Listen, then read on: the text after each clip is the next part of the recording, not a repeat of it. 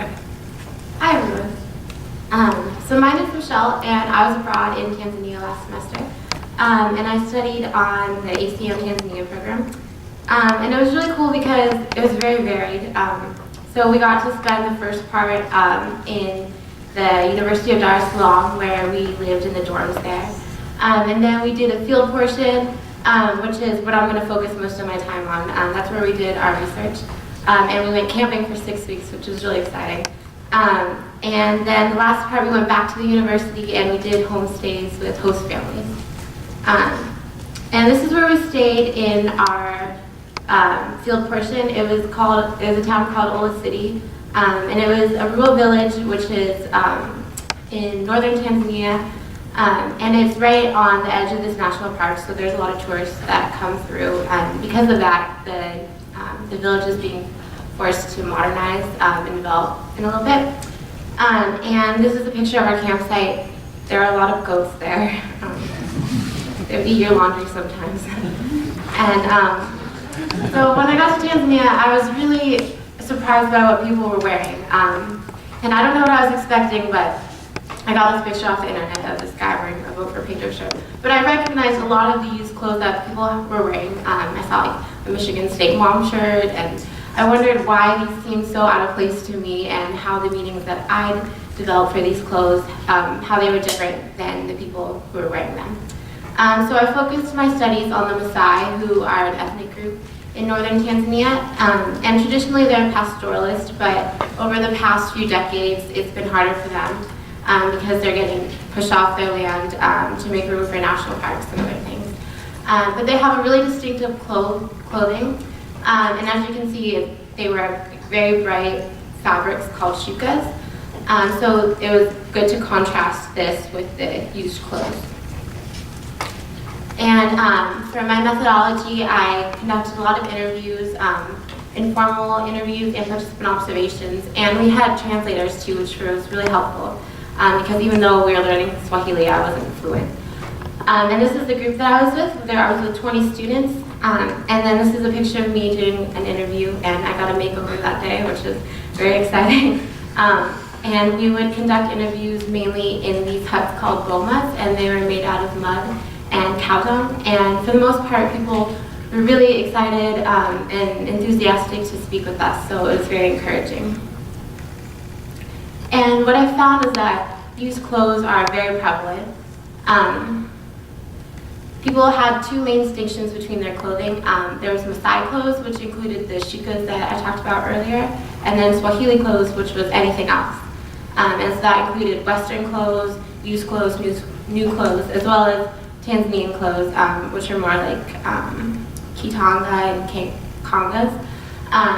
But for a large part of that was used clothes. So even though they're not interchangeable terms, people would use Swahili clothes when they're talking about their secondhand clothes. And the main reasons that I found why people were wearing secondhand clothes were availability, affordability, and this connection to development and education that they associated with it.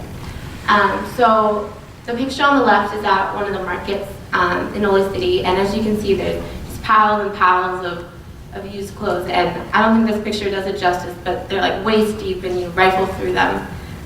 Whereas for new clothes, there are only a couple stands, and most of the time you have to go a couple hours away to the nearest city. And there were only a couple stands that had Maasai clothing at the market. And another big reason is affordability.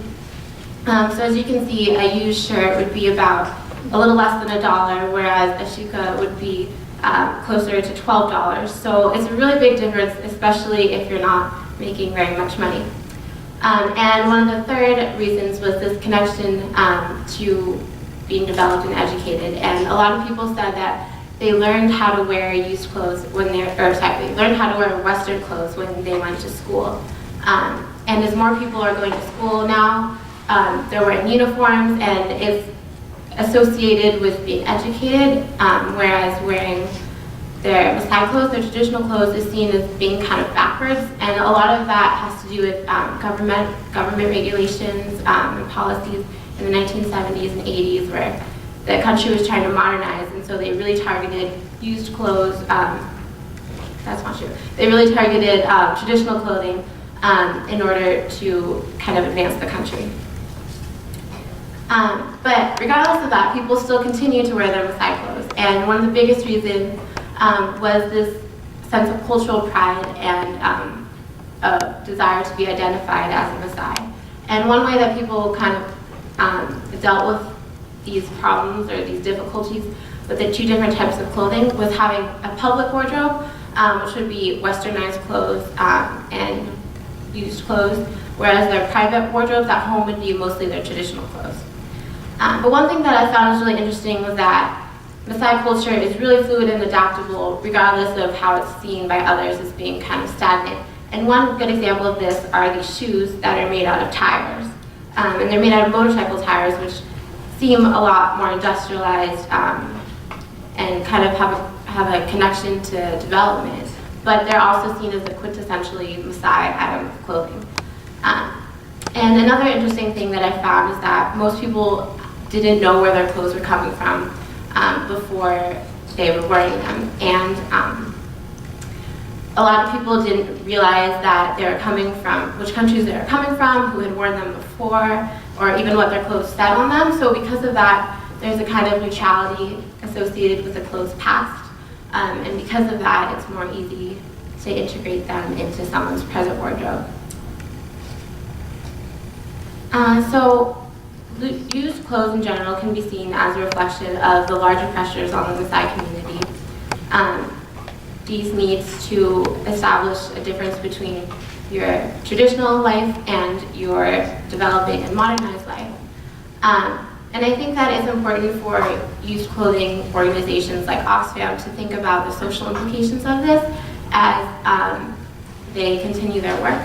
And I think that the secondhand clothing industry can be very beneficial because it frees up a lot of money for people to continue their livelihoods in other ways.